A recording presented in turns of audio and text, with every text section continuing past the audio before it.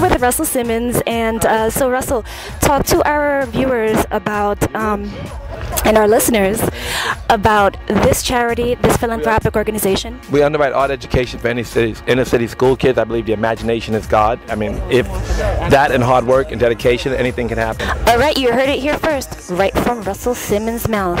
Art education is what it's all about. Keep it locked right here. Coming up next, our interview with Danny Simmons, founder of the Rush Philanthropic Organization. Welcome to another episode of MichaelaTV.com. This is your host, Michaela, and I have the pleasure. I know, this is a real huge success for me. I have the pleasure of being here with Mr. Danny Simmons. How you doing today? I'm good. How you doing? I'm doing great. First of all, I just want to say that getting here was very interesting, and I want to say thank you for inviting us to your studio, and it's very exciting to meet you. In this world of media and art and entertainment, and people that have notoriety, sometimes it's a little difficult to break that barrier between the regular everyday folks and the folks on the other side. And I feel like this was a huge milestone for our show, because I wanted to show our listeners and our viewers that people like yourself that are dedicated to something over many, many years can actually make a huge impact. Well, I hope that the work that I've been doing over the years has made an impact and changed some people's lives. We're getting ready to celebrate the 15 years of my gallery being open, and I know a number of artists have really benefited from that gallery being there, and their careers have benefited. We usually work with emerging artists right out of college or right at the beginning of their careers, and so Rush Gallery has been a launch pad for a lot of artists who now have international acclaim. And also the work that we do with children is very important, and we do that out of galleries and out of New York City schools. And I like to think that it's made a difference in some of these kids' lives.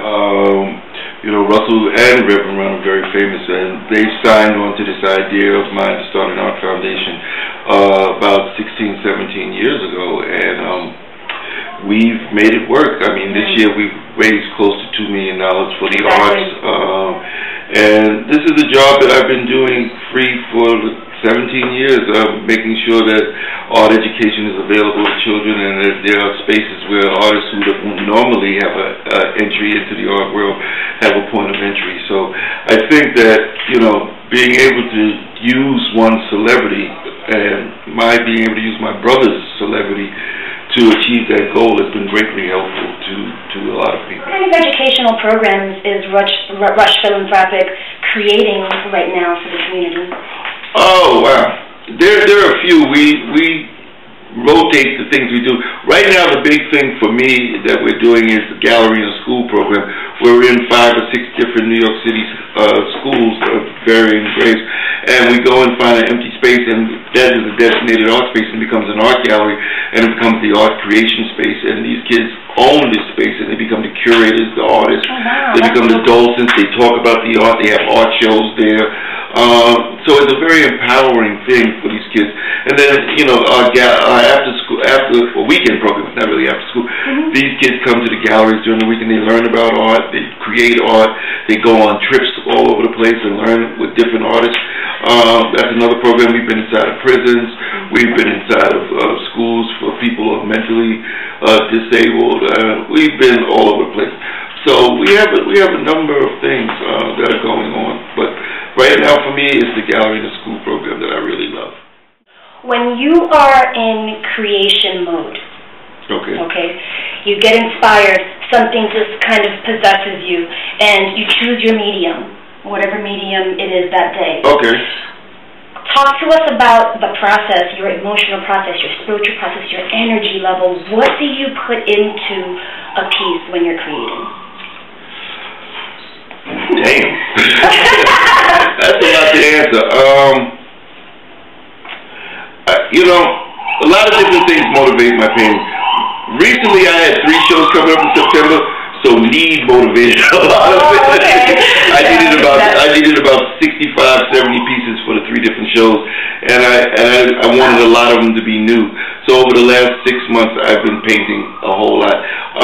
But inspirational and I become inspired as I paint, but there's also inspirational painting when it just hits you and you're not even thinking about painting, and then all of a sudden the need and the feeling and the spiritual need to paint comes upon you.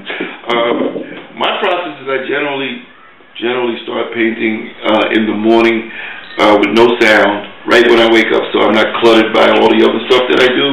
And I usually let form and color direct where I'm going with it. Wow. I usually have a theme, not for that painting, but for what I'm trying to accomplish in art. Right now I'm trying to accomplish capturing what ancestral spirits and the spirit looks like and what magic looks like. And a lot of these objects that I have around me from Africa are ritual, magical items. And so I feel like I'm not informed by their form, but I feel like I'm informed by the spirit and energy of these objects. And so I feel like a lot of this energy that went in with artisans who created this work for magical purposes still resonates with them and resonates within this place that I live. I'm having a show now called House of the Spirit, and it really, at the University of Wisconsin, in Madison, Wisconsin, which is traveling from another college, and that show really is talking about how these objects inform my work and how my work is really part of the tradition of creating objects of power, mostly through painting and channeling, but these, power objects are created with intention, not by actual physical item it is, but the intention imbued into that physical item. African carvers put it in carving. Painters can put it in painting. So for those who are watching this episode, you're kind of channeling energy from around you and from inside of you right into the painting, so that the painting has its own life, in other words. Pretty much, yeah. Like I said, I don't really start with an intention. I start with intention to be creative and to be open to what happens, to the spiritual process. I don't say, oh, I saw something and that inspired me. I get inspired by the energy of stuff that I'm around and people that I'm around, and those things resonate, some sort of spiritual resonance that comes out of me and goes into the artwork. Do you consider yourself a spiritual man, or a man who maybe connects to some sort of a religion?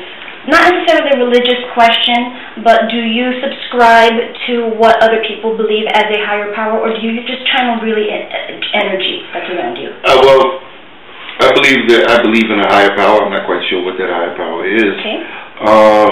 But I believe that every human being has the ability to tap into creative energy and spiritual energy, because it's all around you, and you just have to be open for it, and to be able to take that energy and move it through you to whatever you're trying to do, be it writing, painting, whatever, in personal relationships. Your empathy, your sympathy for other human beings is all a matter of how you deal with the things that are brought into you and how you channel them and process them and pass them along. I think part of what we were talking about is the ability to be able to have fun also. Right. I mean, everything ain't serious. I mean, what point would there be if you walked around serious all the damn time? Exactly. It would not be a whole lot of fun. And I think that the best thing that can happen to you is being joyous and free and not so serious about yourself, about what's going on here. So talk to us about your love affair with Brooklyn now, because that's like a big part of who you are. I moved to Brooklyn about 30 years ago. No, not 30 years. Maybe about 10. Wow. And maybe about 30 years ago. The number kind of creeps up on you, huh? Yeah. Maybe not 30, but close to it. Yeah. And I fell in love with Brooklyn. Queens was way too residential, and Manhattan is too dense. Too urban, and Brooklyn was sort of a mix, and it really had, when I came here, all the creative people were living here. People went to Manhattan for culture, but those people who were painting, writing, doing all that stuff lived here. And still do. And still do, absolutely. And still do. So I fell in love with this neighborhood. I fell in love with the stores and the shops and the people and the various cultures that can be found within blocks from each other. I mean, my first house Russell and I bought together here in Brooklyn was right in the middle of a West Indian neighborhood, and I fell in love with that culture, Jamaican neighborhood. And then I moved, and I've lived in Williamsburg, and I've lived in Fort Greene, I lived in Clinton Hill, I lived in Bed-Stuy, and now I'm back here in Crown Heights, pretty much where I first came to Brooklyn, when me and Russell had a house at about several blocks from here. Right. And, you know, I find that Brooklyn has a dynamic energy all its own, and I love it, and I feel a part of it. I can call the borough president up and say, "Yo, Marty, what's up?" I get front row seats. I'm just bragging now. I love it. I got front row seats at the Aretha Franklin concert. See, now I'm jealous. You know, I was out there. I was like, I had a backstage pass. I mean, I serve the borough, and the borough serves me. I'm going to ask you a couple of silly questions. Sure. On Halloween, what do you like to dress up as? Me? I figure that's costume enough. No. I ain't going out here with no mask on a black man. A black man with a mask on. Yeah, on Halloween, I know what. Do you like to dance, and do you go dancing? I will dance if required to. I like dancing. I don't know how good I am at it. I've been pulled on the dance floor. I don't usually pull away. And I enjoy it when I get to doing it. What would be on your iPod right now? What kind of music do you like? I don't have an iPod. Okay. But I do have music collection? I do have Pandora, and I hit Pandora. And I plug in like whatever type of music I want to hit. In my car, you know, I have CDs, mostly 60s and 70s rock. Oh wow! Okay. Some old school hip hop, and some old school R&B, and some jazz. Where would you like to see Rush Philanthropic? National. Go. I want to replicate this in about 4 or 5 cities around the country, the children's aspect of it and the gallery aspect. And I also want the gallery to become an international gallery with residency programs in different parts of the country, where artists from the United States can go and work in other parts of the country and show their work. Other parts of the world, other parts of the world, and show their work and experience other cultures and interact with cultures. And I'd like to be able to bring artists from other parts of the world here and do the same thing. And that's where I'm headed with it. And we're going to sign out for now. This is Michaela, your host of MichaelaTV.com and the Michaela Radio Show, right here with... Oh, yeah, Danny Simmons. Well, Danny Simmons, huh? Danny Simmons. We'll see you soon. Bye. Thank you. May I? Thank you so much.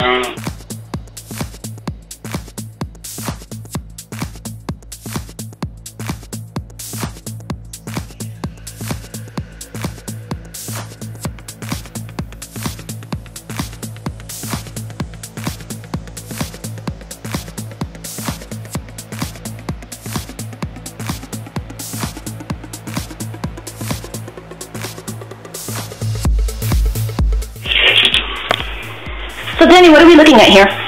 This is a vest from Cameroon, from the Bamaliki people, and it's made out of porcupine quills. I don't know how they got it on and off, but it's definitely been worn and used by. It's just the most amazing, intriguing things. I guess that's just you want to keep people back them up off you. So. I guess so. Okay, that's wonderful. I rubbed the wrong way. I love that sign. Yeah, I really love that sign. Oh my God. Yeah. They should add more Puerto Ricans to their too. Needs to be. That's great. I love that. Beautiful.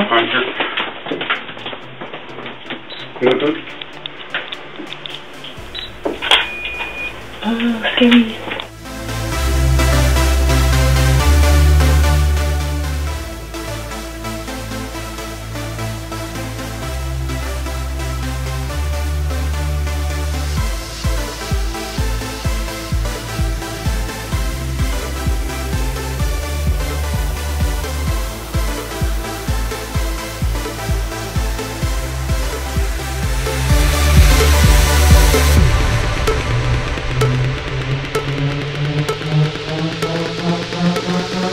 You've just tuned into MichaelaTV.com.